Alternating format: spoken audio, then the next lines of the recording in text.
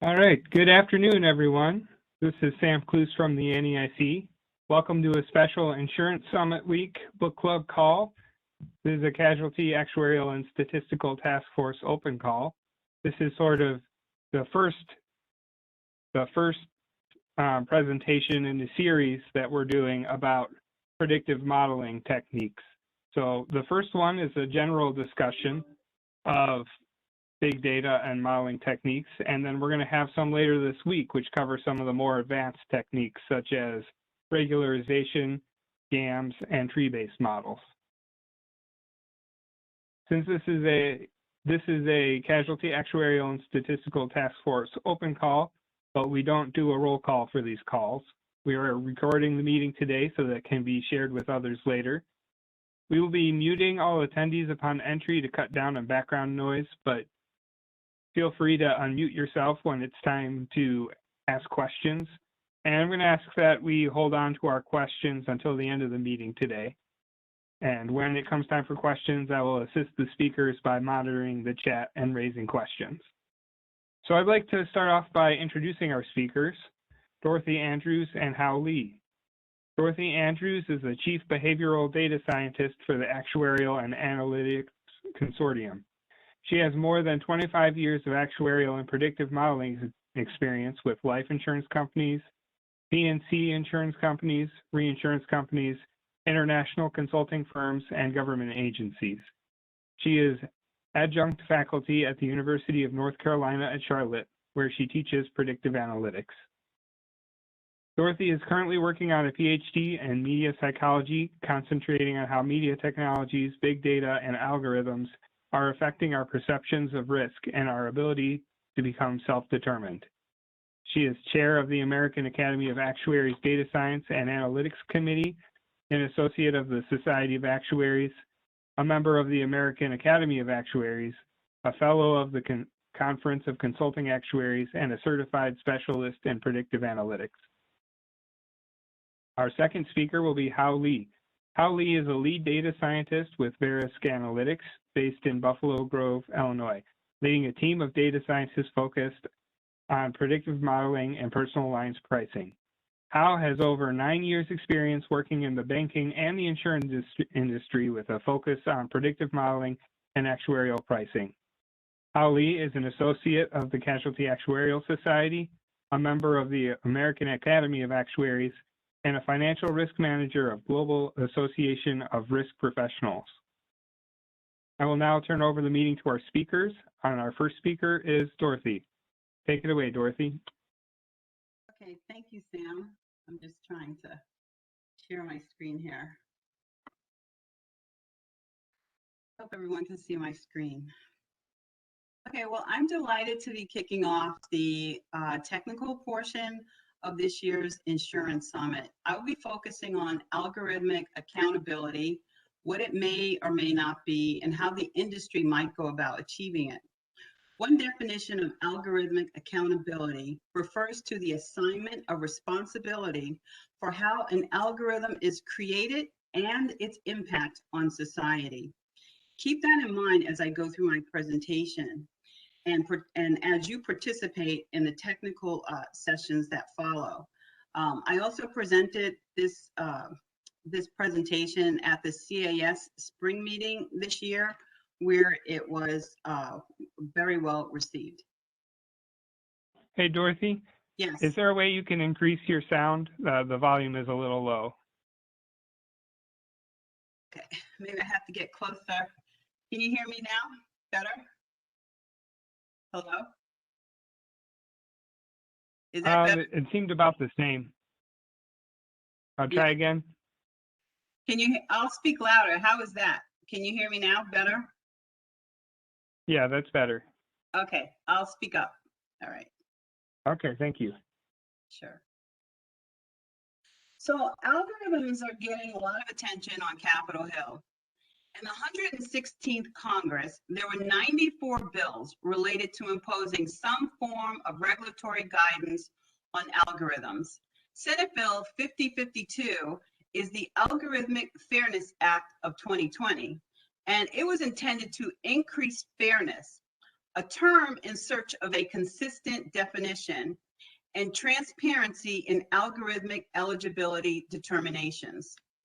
The term algorithmic eligibility determination means the determination based in whole or in significant part on an algorithmic process that utilizes methods of machine learning, advanced statistical techniques, artificial intelligence, or similar techniques to determine eligibility for, the denial of access to, the receipt of information about, the cost of acquiring, the opportunity to access, or the revocation of important opportunities, including but not limited to education, employment, credit, healthcare, insurance, and housing. It did not receive a single vote and died. The House of Representatives Bill 8636, also in the 116th Congress, Protecting Americans from Dangerous Algorithms Act, intended to amend Section 230C of the Communications Act of 1934 to prevent immunity for interactive computer services for certain claims and for other purposes. H.R. 2031 was intended to direct the Federal Trade Commission to require entities to use, store, or share personal information to conduct automated decision systems, impact assessments, and data protection impact assessments.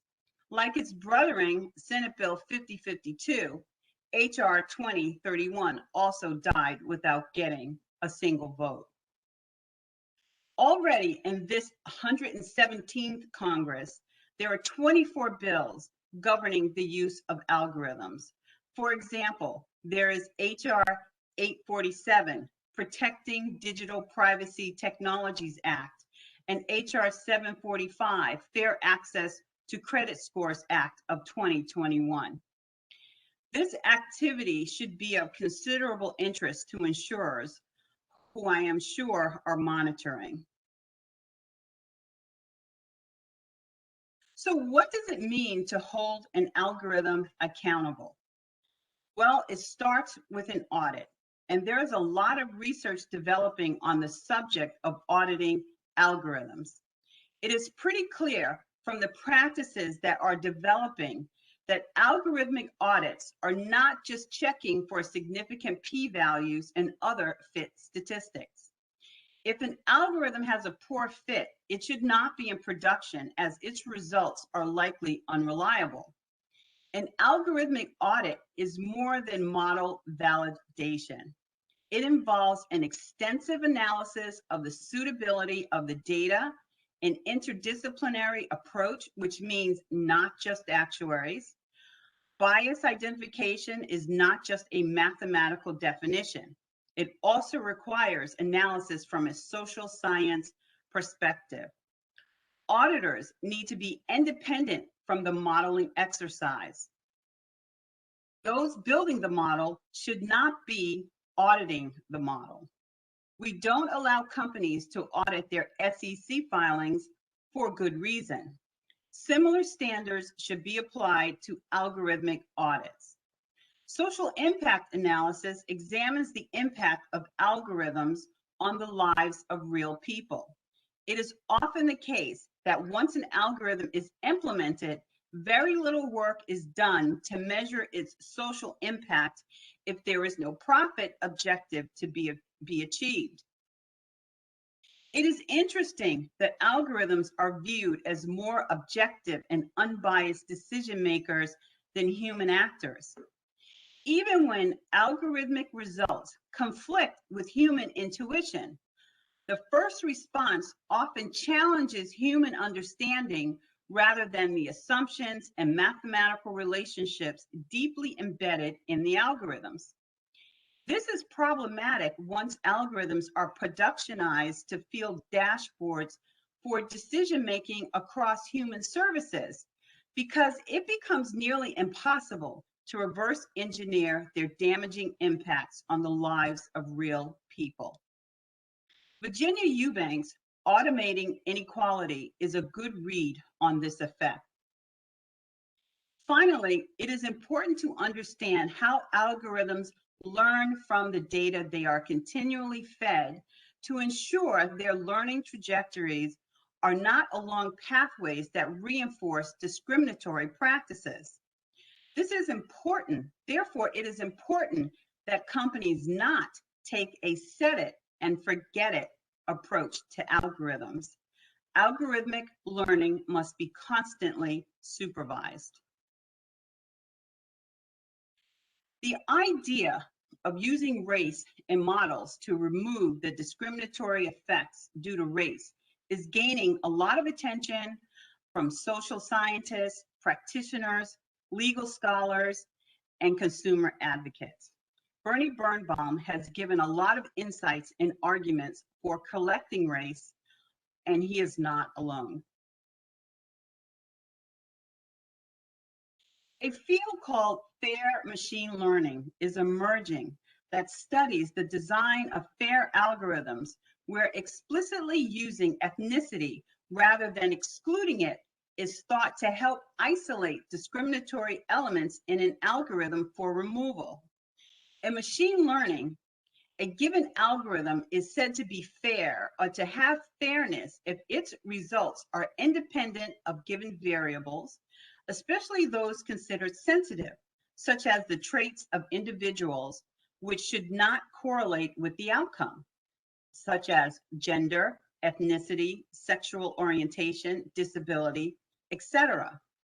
But it is often difficult to find an equitable compromise between group fairness and individual fairness without creating a system of tokenism. This is the exact problem Cynthia Dwork encountered in trying to select bright students for an internship from one of two ethnic categories. In the minority group, cultural norms encouraged bright students to major in finance, whereas in the majority group, students were steered toward computer science. A fair algorithm for selecting the best students would then select minority group students who majored in finance and majority group students who majored in computer science. Without ethnic information to identify students, an algorithm would likely only select students who majored in computer science, since most of the qualified candidates in the aggregate population would have majored in computer science. This would require knowing ethnicity to make fair selections from both groups. However, if there are not enough qualified candidates in one of the groups, the algorithm might select an unqualified applicant to the disadvantage of qualified applicants in the other group. Daniel Schwartz, an award-winning professor and scholar in insurance and regulations at the University of Minnesota, advocates using race in insurance models so that it is possible to test whether a model is in fact engaging in proxy discrimination. He says that algorithms will find less intuitive proxies for discrimination when they are deprived of directly predictive traits, but that by using race, firms can be required to employ statistical models that isolate only the predictive power of non-suspect variables and remove the effects of race. At a recent presentation I attended that he gave on this topic, he admitted that he is not a statistical expert and that this may be a harder problem to solve than it may facially appear. In fact, other researchers, and I quote, stress that biases are deeply embedded in our societies, and it is an illusion to believe that the AI and bias problem will be eliminated with only technical solutions.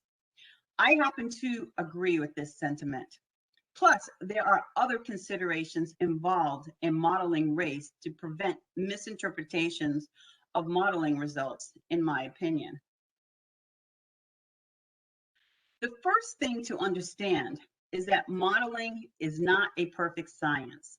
I have seen models with the exact same variables produce contrary results to the dismay of regulators. The math is designed to fit the data it's given like a glove. If your data is skewed, your results will be biased in the direction of the skew. Training data may be skewed to give results that a modeler wants. The order in which variables are presented in a model can influence their explanatory power.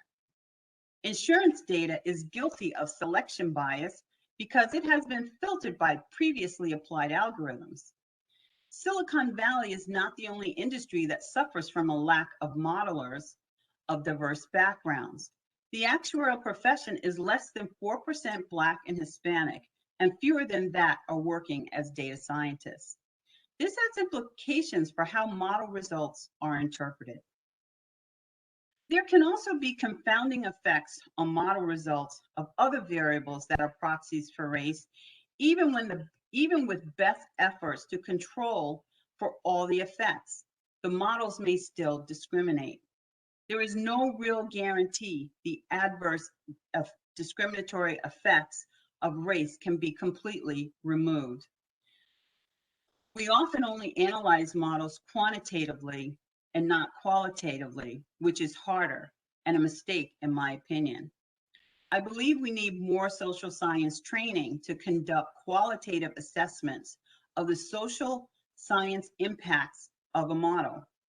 Deployment analysis should be covered by a qualitative assessment because I suspect it is not always the case that the model is the bad guy. The bias may enter the process during the human deployment and execution of the model. Three other points to make are: one, there needs to be strong safeguards around the collection and of protected data to prevent it from being misused. Two, size does not guarantee diversity. I have seen lots of large data sets and models that were not diverse.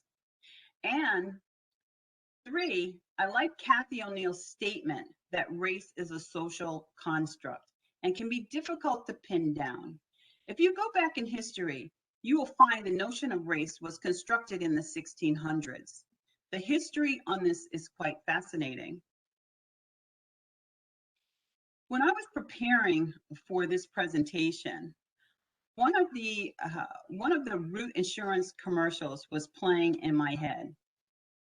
What was so memorable about it was the tagline that we base your insurance rates on how you drive.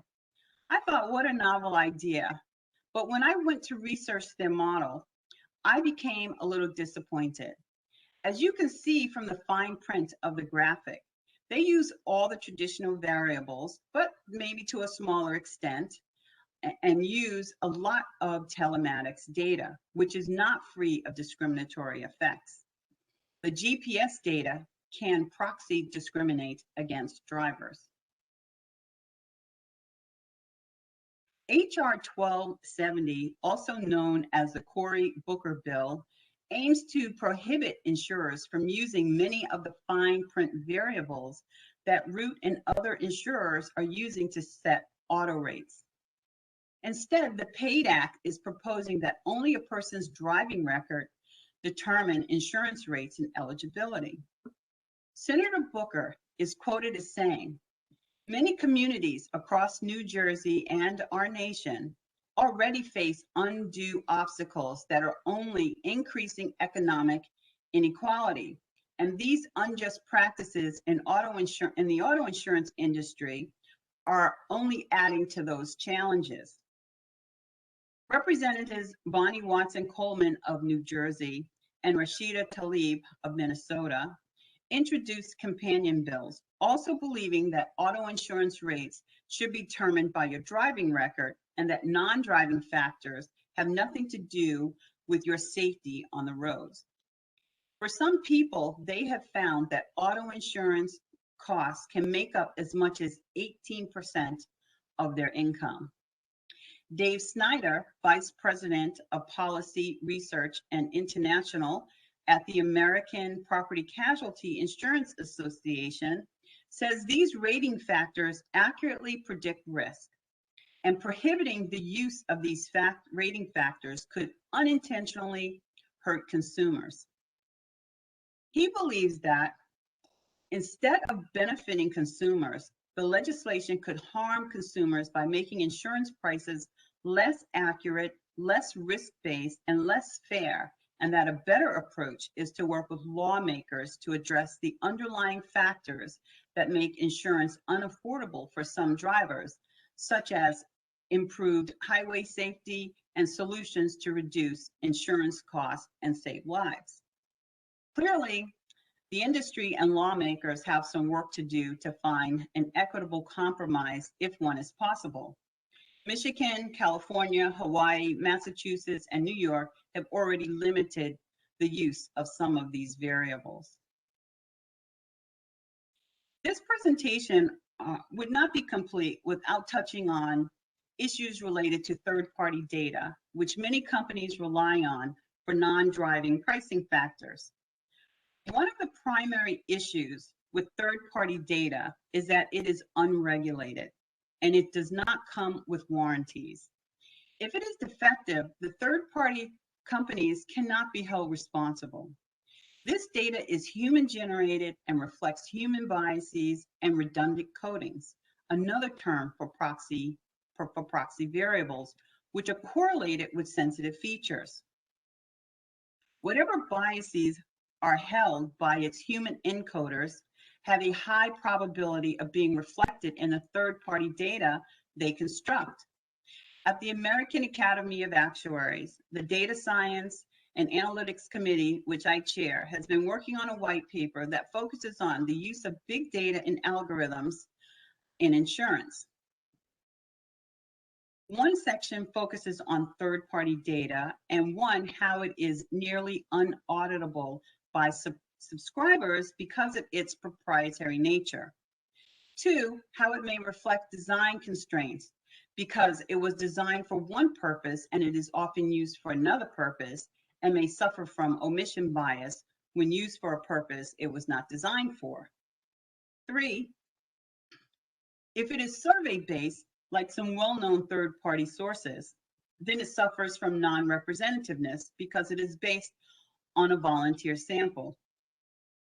The paper also discusses how third-party data may have veracity issues and may be out of sync with the time period of other model data. These are important issues to address because of an ever-increasing reliance on third-party data by machine learning models. Third-party data can be easy to construct because of its availability of data are convenient substitutes for more difficult to obtain or prohibited features. Let's take a look at an example. Here is some imagery from a brochure of a third-party data vendor whose data product showed up in a filing. I did not recognize the product name and set about researching it. I found this brochure on the internet and was a bit stunned by some of the imagery and labels that were assigned to various neighborhoods across the US. The product segments neighborhoods into categories A through L. If you look closely, you don't see an African American until category E, and you see labels like Metro Fringe, Urban Essence, and struggling societies associated with predominant communities of color. Well, suffice it to say, getting past the optics was difficult because, as already discussed, it is hard to audit third-party data because of proprietary restrictions. Erring on the side of caution, the company was asked to remove variables associated with this data from their modeling data set by the regulator. Okay, so how do we prevent algorithmic discrimination? Well, we could end adverse discrimination in society at large, but that may be too idealistic. We could remove biases from training data and embed more diversity, which sounds easier than it really is. Just remember that size does not equate to diversity. I have seen data sets with millions of records and exposures and still adversely discriminate against marginalized communities. We could diversify our modeling teams. Again, easy in theory, but difficult in practice when the actuarial profession is less than 4% Black and Hispanic. And fewer than that are working with data science concepts.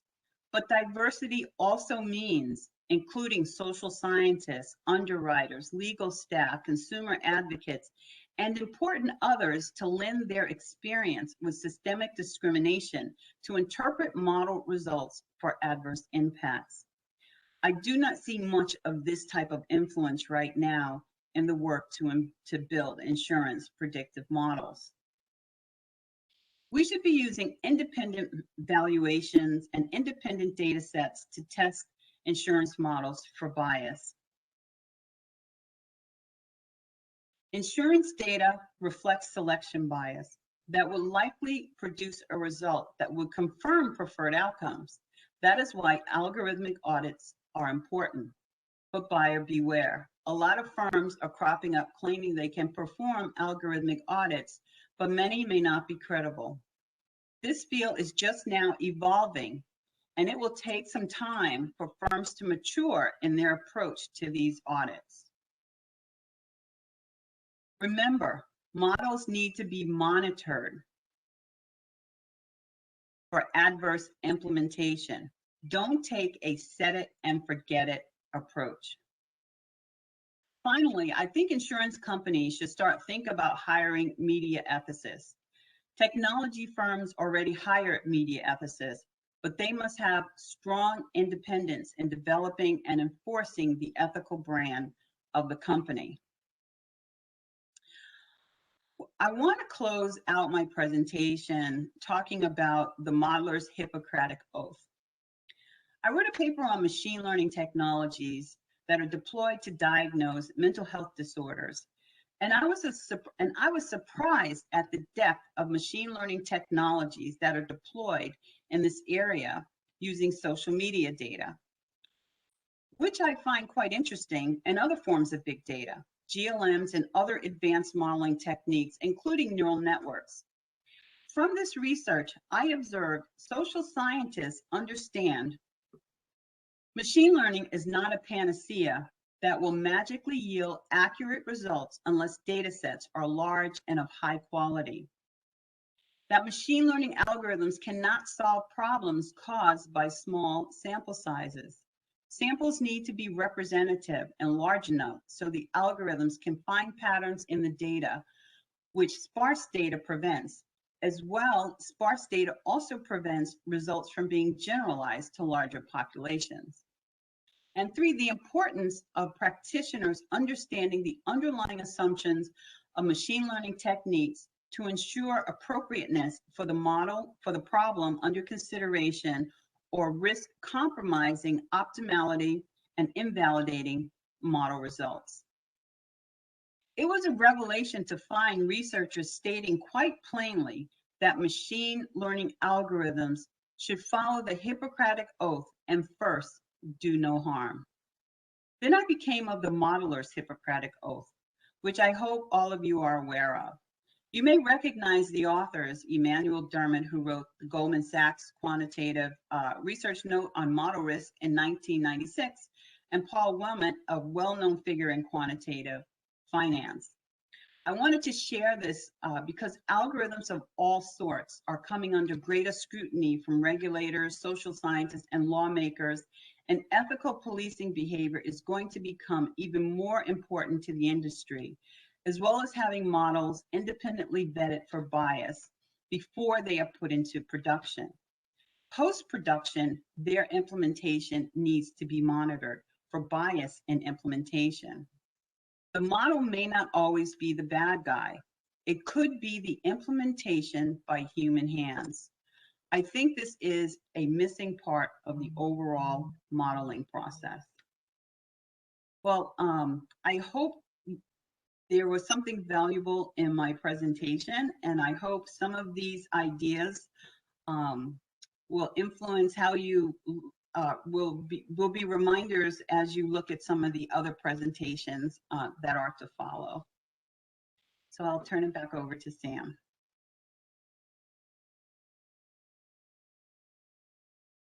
Thank you, Dorothy. Before we start the next segment, maybe now's a good time to ask, does anyone have questions specific to Dorothy's presentation before we move on?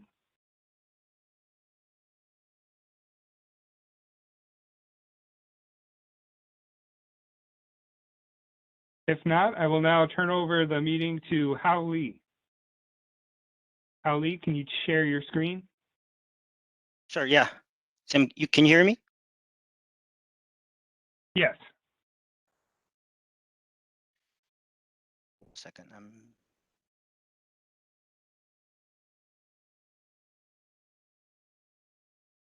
Can you see my screen? Yes, go ahead. Excellent. First of all, thank you all for this opportunity for me to present NAIC Summit. And this is Hao Li, lead data scientist in insurance analytics with ISO Verisk. And again, thank you, Sam, for the introduction. And I'll skip my bio page and I'll start my talk. So with a sequence of technical topics, I think line up for this summit, I just want to offer an opportunity to warm up for these sessions, especially for this one. We'll use a GLM as an example before we hit some really advanced and sophisticated modeling approaches. This is a refresher for many of the audience. So my plan today is to quickly cover some general concept of a GLM. I'll use a simulated data purely for demonstration, how modelers approach a data set using GLM, what typical set of questions modelers usually ask themselves, and I believe this is also the same set of questions regulators should raise to gain better understanding of the problem and techniques. So together, I hope we want to put practitioners and the regulator all together as a whole, because we have the same goal to bring healthy competition to our industry and eventually benefiting our consumers. So I'll quickly give an intro of GLM, cover a little bit data prep, some technical aspect of the GLM, how models were built, what model performance metrics we use, and in general, what's the advantage and disadvantage of this well-known method. So throughout the presentation, you'll see some concept and visuals and formulas, usually on the left side of the screen, and also a list of questions on the right. So the purpose is to help understand what question we have to think along in every single stage of the model building. All right, what is GLM? So instead of sharing a lot of a formula and talking about exponential family, a GLM is simply a means of modeling the relationship between the variables whose outcome we wish to predict with one or multiple explanatory variables. Nowadays, a fancy way call them feature, against the target, right? The things we are interested in. This is the most known method in property casualty insurance, especially in rate-making applications. So GLM is very flexible. It's a flexible generalization of ordinary linear regression that allows for the response variable to have an error distribution other than normal via link function, and by allowing the magnitude of the variance of each measurement to be a function of the predicted value. So when a modeler starts to thinking GLM as a candidate, and when regulators start to see a filing with a GLM supporting it, I think some basic questions should be asked, like what is the business? What's the line of a business? What's the business problem we are facing? Is it a rate making, reserving, underwriting, or claim analytic questions? So by answering these questions, we can understand whether to begin with GLM is a good candidate to solve the related problem. So data preparation. We all know that we actually spend way more time in data prep than actually execute a model. So it is extremely important to understand that how that time is spent and where it is spent. So there's a list of a question, usually project team ask, and this is also the question modeler asks, and I do think a regulator should at least know exactly what's the process modelers went through. So is this the countrywide data set? If yes, are there any specific region excluded? If not, what states we're focusing on? Is it a by peril, by coverage, or on a combined basis model? Does the data cover general population or just a specific segment? So by asking these questions, we'll gain good understanding of the overall data. Then we start ask question in more detail. Target. So we are more talking about the supervised learning. GLM is an example of it. So that's why we're discussing target. So what is target? Target simply is a variable we try to predict or explain. So in PNC rainmaking, we commonly focusing on understanding claim count, claim severity, pure premium, loss ratio. For other applications, we may be interested in like chance of a claim happening, whether a reported claim is a fraud or whether a policy will get renewed, and etc. So this is just generally what the target usually look like. Then predictors.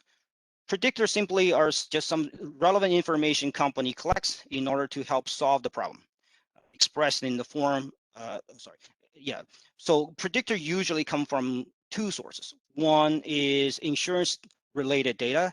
So usually it's coming from the policy or coming from the characteristics of an individual insured or group of insured. This is a core source of modeling project. The data quality usually is in better shape. Carriers have ownership of them and trying to keep expanding and augmenting these data source with a lot of audits on the back. And so with the technology advancement, new data source collected from, for example, some IoT, give us even more opportunity to understand the business, gain deeper insight. So non-insurance data usually is less related to individual policy or policyholder, but our experience implies that they help improve our decision making in underwriting, pricing, and etc. It can be, I just given a few examples. It can be some weather pattern of the region.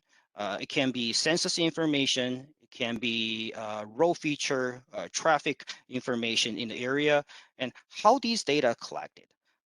What's the level of aggregation of those variables? How often do we refresh the data?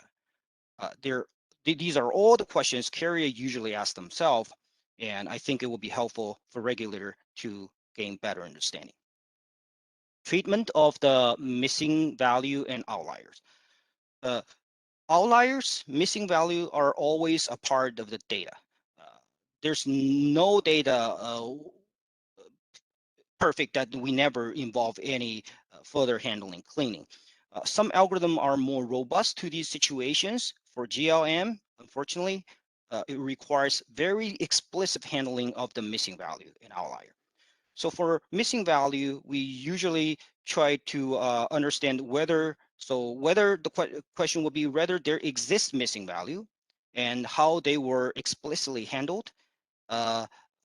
Is there any simple just exclusion or happened after we identified a missing value, or do we actually apply some logic behind it to make imputation happen? Some more plain vanilla approach, like do we use mean, median, and most popular category to just simply impute the value, or do we use more advanced techniques? So for outliers, the fundamental question is, do we see outlier? How we define outliers? So for example, if we are working on a homeowner project, do those catastrophic events should those records should be treated as outliers? And there are many other ways to identify those outliers. The most simple way is through a box whisker plot. This is a very common tools, and it can help us to understand outlier using a very using this very rudimentary approach. But of course, we'll have more complicated tools, and there's more understanding behind it before we identify them. All right, technical aspect of the GLM. So there are a few items I think it's attention to all the regulators. First of all is the distribution. Of course, it's more based on what type of problem we're handling. So if it is a frequency model, usually we'll deal with negative binomial Poisson over dispersed Poisson. If it is a severity model, gamma usually a pretty good candidate to begin with. Pure premium, 2D distribution is very powerful. Talking about the link function, I think in our industry, it is less a problem to really pick the link function because most of our rating plan is a multiplicative rating plan. So usually log function just naturally become by a default option because it can help us to build or maintain a multiplicative rating plan. Weight. So it is intuitive to think about the weight in this way. So we have different records in the data set. Every single record should be treated the same by the model? Apparently no. Some of the records may have longer exposure. Some of the records may have a more loss count, even though maybe their dollar loss amount are same, and then total count are same. So weight plays a role to basically tell the model which record you should treat more heavily or more lightly. Offset. And this is also a very common term we'll see in rate filing and also in our practice, because many times we are not building building a rating plan from scratch. Most of the time, we have a pretty solid rating plan as a foundation, and we do identify opportunity to make the plan more efficient. So at that moment, usually offset will come in to play, and it will basically fix all the rating plan. Companies don't have an intention to modify it and make them fix, and then model the rest or model the extra information we truly want to gain value out of it. All right, now let's move to the model building. So first step, data has to be split. This is the opportunity for us to really build a model without cheating ourselves. So usually we can split data into train tasks or even train validation tasks, 3 sets. A common way to do it is just at least split the data into 2 pieces. One is the piece model can see, can understand, and can try to summarize the information, and the other part will be set aside for the last step. When we finalize the model, we'll test the model performance on that test data. One more step we can move forward is something called a cross-validation. So simply, it's just splitting the data, randomly split the data into n-fold.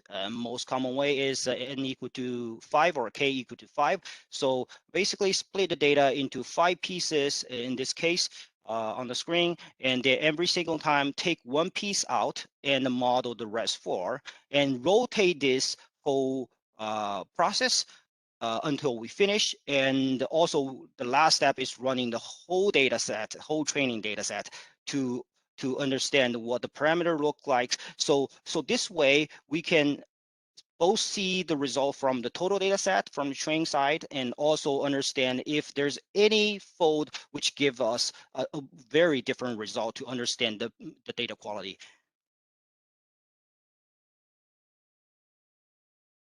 Moving forward, explanatory data analysis. This is the very first step I think every data analysis should start with. What we do is we usually leverage some of the visual tools to understand what underlying data look like, what the distribution look like. So understand the data quality first, and then be prepared to move to the next stage when we start to build a model. So as I said, this is a simulated data, And so these number really doesn't mean anything in terms of a business insight, but I just want to share a little bit. For example, this is a homeowner example, construction. We have different construction type. So we start to see, okay, on the bottom, these are the exposure distribution for every single category. And on the top, it's what the pure premium look like in each different group. And then now, of course, we can also look at it on for the continuous variables. This is the amount of insurance, same concept, to see if there's any trend we can start to pick when we start to build a model. This is AOC, if the policy year really matters, you know, things like that. So when we start to do EDA, a few questions usually comes up. For categorical variable, usually what's the baseline? Which category we are supposed to pick, for example, for this construction type, right? And then once we pick that reference line, then we start to build a model. Is there any further opportunity to bin a few of the groups because it doesn't pick up the signal or a model is not stable, etc. Then for continuous variable, there are also all sorts of ways to do transformation. And I do believe my colleagues from various will share some information when they touch some other approach in the coming today and tomorrow. But usually when we handle the continuous variable, the most straightforward way is Box-Cox. So basically that can help us to understand what's the initial transformation should be for the next step. All right, correlation. Correlation, we live in a correlated world, so we seldom can really collect independent variables. Even the assumption usually for GLM linear framework is always those features, those independent variables should be independent. But in reality, we never come across this situation. So very first step, we should understand how those variables, including the target and all the predictive variables, how they are correlated. So in continuous variable space, usually we can use Pearson correlation, or we can use Spearman on a more rank basis, a non-parametric approach. For categorical variable, many times there's association analysis, very similar, but not exactly in the same format. But at the end, we can all generate this type of a heat map. So when we see variables are highly correlated, then we know that we are not supposed to have them together in the model, especially for GLM. But of course, in terms of a high correlation, the threshold I think is a little bit subjective. Depending on the problem, depending on the business entity. So this threshold sometimes can be a little bit different. And one more concept here I want to highlight is something called a multicollinearity, or simply some people call multi-C. So the whole idea is in the predictive variable side, we have a few variables. Somehow they put them together can explain the variable also on the predictor side.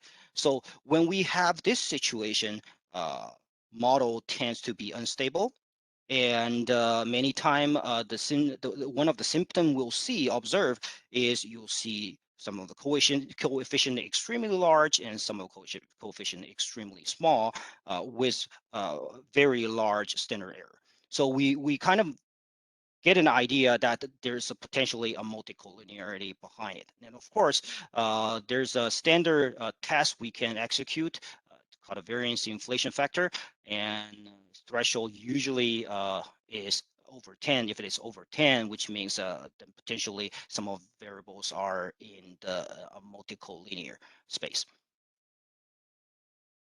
All right, so now we are moved to the model outcome. A coefficient table, I don't think it's the most important output of the model, but it is the kind of a most useful tool, and we all familiar with that. So basically, this table gives us what beta or what estimate we should assign to every single variable or every single category of the variables. And what we mainly focusing on when we see these output is whether we see a very different scale on the estimate side. That, as I said, when we see extremely large, extremely small, then multi-C might be a problem. Then we also focusing on the sort of all collectively right here, standard error, t-value, and also p-value, and all these stars. I think that this basically give us the sort of the same similar information. So statistically, if we already pick a threshold, then if you see, let's give an example, if this is our threshold, then anything below this 3-star, for example, 2 or 1 or missing, that basically tells us that model thinks this is not significant and it's not supposed to be used in the final production. So I intentionally create 2 outcome, and because this is data I simulated, so I pretty much know what's the end result look like. So as a contrast, you can see that this is a better result just by looking at these p-value, because these are all significant. And then somehow for this outcome, the policy year is not, because I intentionally designed that it's not significant. So these are the questions I think when modelers about finishing the model, these are the focus point we are paying attention to, and I do think regulators should look at it. And I understand that most of the time as regulator, you probably don't encounter multiple outcome because we always present the best outcome to you. But if you in the review process and you realize certain variables may or may not be useful from your perspective, you require team to produce an actual result excluding or adding certain variables. You might be able to in this situation, and this would help you to understand how to read it. Okay, so Gini index, this is also a very powerful model evaluation tool. So the whole concept is Gini tries to measure the rank order of the model performance. So Gini is calculated as 2 times the area of this Lorentz curve and equity line. So of course, the bigger, the better, which means the model is more accurate. So if you compare these two, this model is a better model than this one. And Gini can be compared across a different, sort of a different model, or in the GLM space, or in any specific model type. It doesn't have a requirement that certain model has to be nested or not. Certain other metrics may have that requirement. One more tool is called actual and predicted, and I think it's also very visually friendly and give us a lot of insight. So you've already seen the EDA we did. So when we see that, we didn't see predicted value because model hasn't been executed, and we only see the fact, which is actual. So when the model is done, we can actually plot the predicted value along with the actual value. So if you see this, you roughly see that actual and the predict are relatively close from each other, especially for majority of the exposure. When exposure becomes small, we start to see a little bit divergence. Overall, I think it's not too bad, but this basically gives you an idea that at certain part, the model is not performing well as the other part. But overall, if you look at this whole picture, I still think this is a good model at the end, and this is a tool for all of us to understand on the univariate level how the model performs. Moving on, this is what we call head-to-head. It's similar to double lift chart. The whole idea is if we have 2 competing model and we want to understand which is better. So usually we'll use double lift chart or head-to-head. So the whole concept is, so for head-to-head, the equity line is the actual, and if whichever line is close to this equity line for most of the bins, that tells that model tends to be better. So in this case, the model 1 at the 9th or 10th decile started to perform worse than the model 2. And also using head-to-head and double lift chart, we can derive some single error metrics. We can also leverage that number to tell overall which model is performing better. All right, a few more statistics, and I don't think they will be heavy, but I do think it's worth sharing here.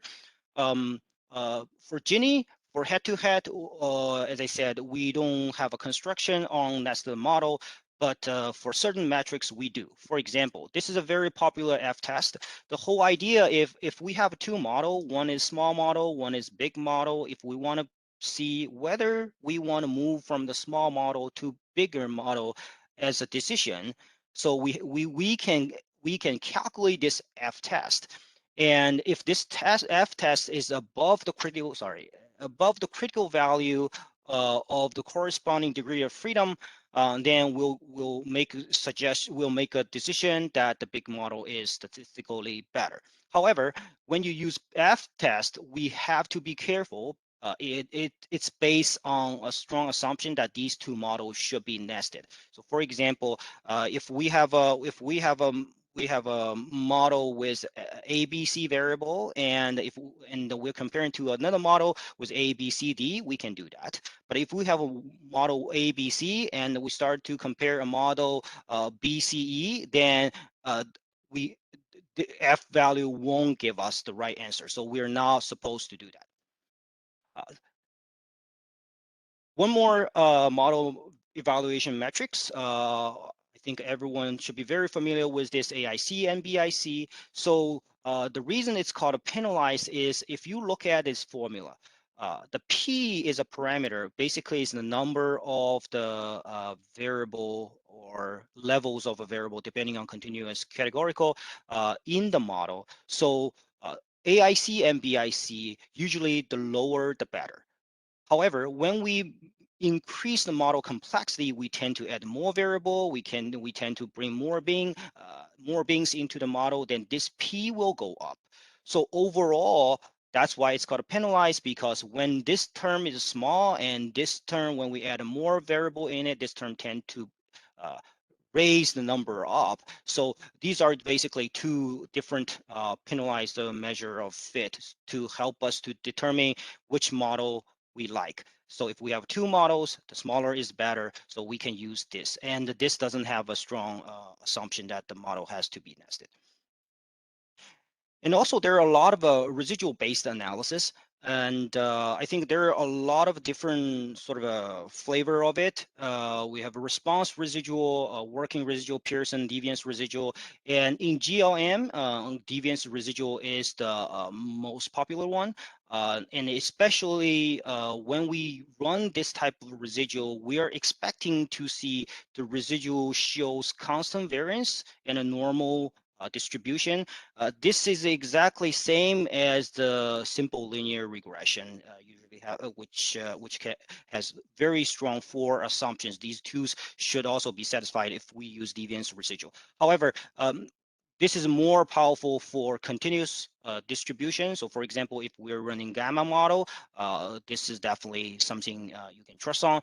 But if you have point mass or discrete variable, the result may be a little bit different. But there are also different tools to handle categorical distribution GLM.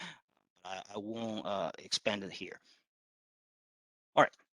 So to sum up, I think there are a few things GLM is really good at, and also there's something GLM shows disadvantage.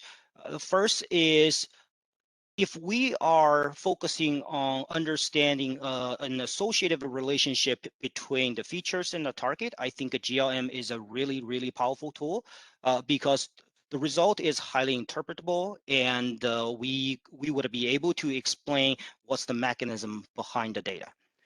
So kind of put these 2 points together. But if our pure target is to produce a very accurate model, the accuracy is very high, then sometimes GLM suffer. The main reason is GLM has a very strong constraint of sort of a linear framework, and a lot of a complicated nonlinear relationship can be a huge challenge for GLM to handle. And again, with multicollinearity and thin data, GLM sometimes produce very unstable data. So we have to be very careful. And the last thing is a GLM requires a lot of iteration and modeler's intervention. Of course, one good part of it is modelers are heavily involved in the process. So we potentially have more opportunity to expose to different data pattern and sort of understand the data even better. So with that, I think I'll close my presentation here, and thank you all. And if you have any question, please feel free.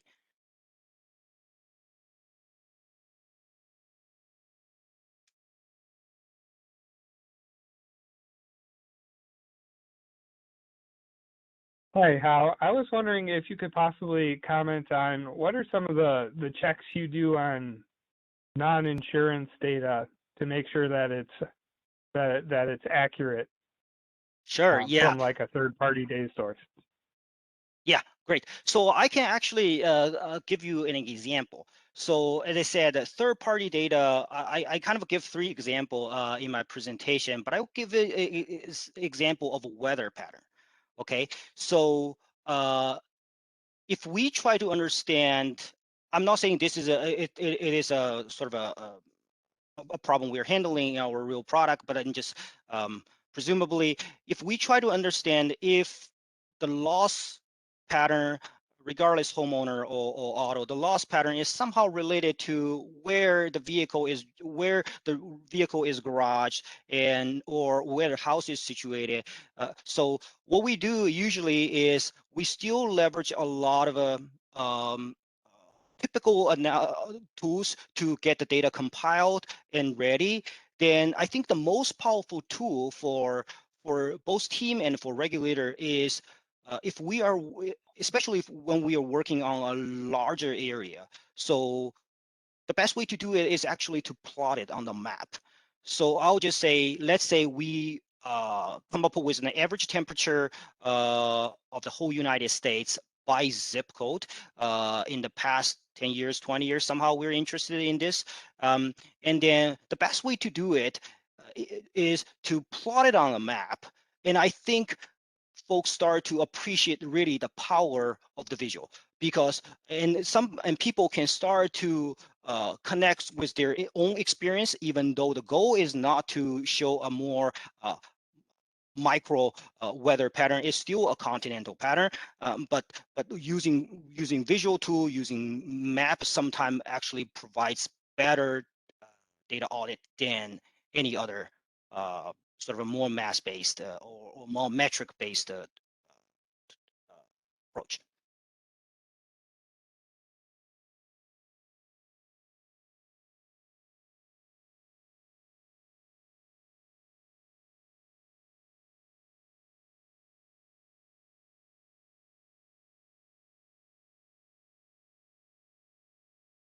Does anybody else have any questions for our speakers at the moment?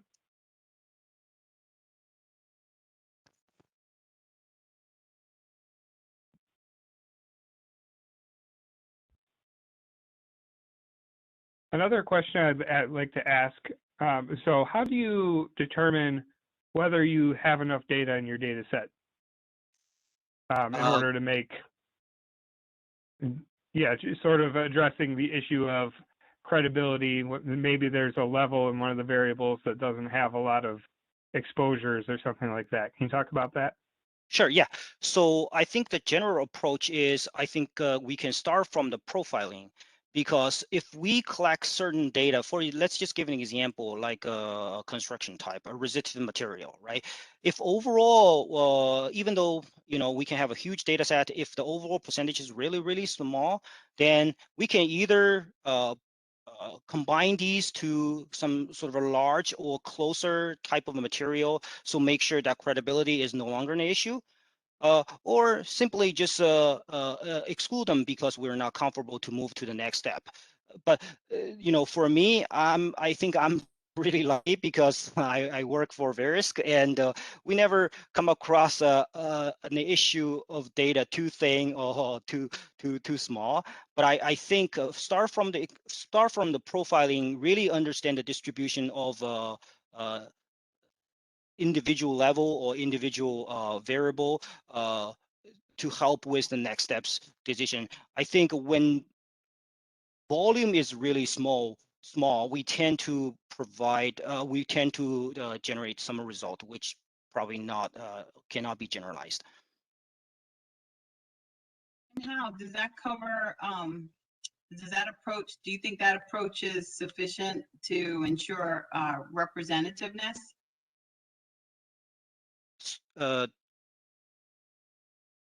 You mean the companies in the carriers in contributing to the Verisk data, or?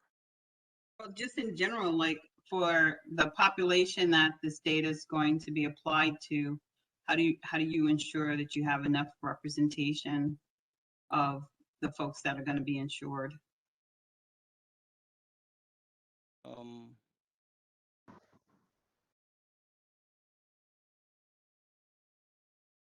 Well, usually what we have is, as I said, through profiling, and these variables can be anything. But for the question specific, I think related to your topic today, many times we actually are lack of the data to actually explain the problem. So for example, like a race distribution, ethnicity distribution, many times we are kind of we don't have access to those data set.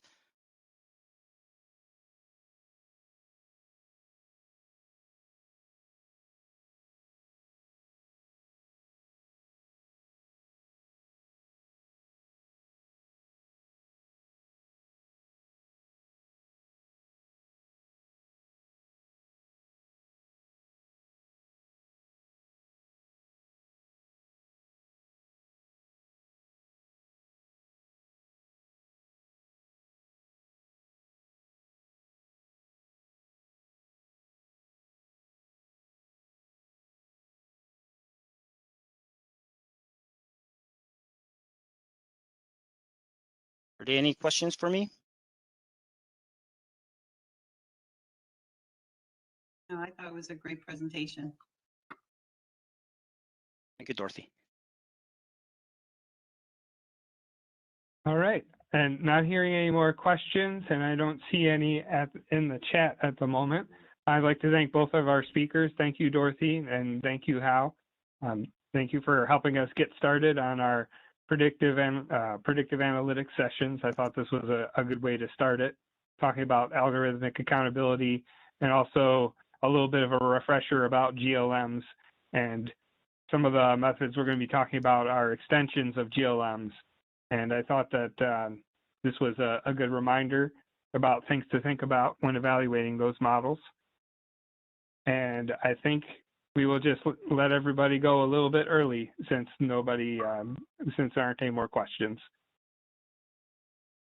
Thank you, Sam, for having me. Yeah, thank you, Sam. And thanks for everyone attending. You're welcome. Thank you all. Thank you all for joining us. Thank you. Thank you.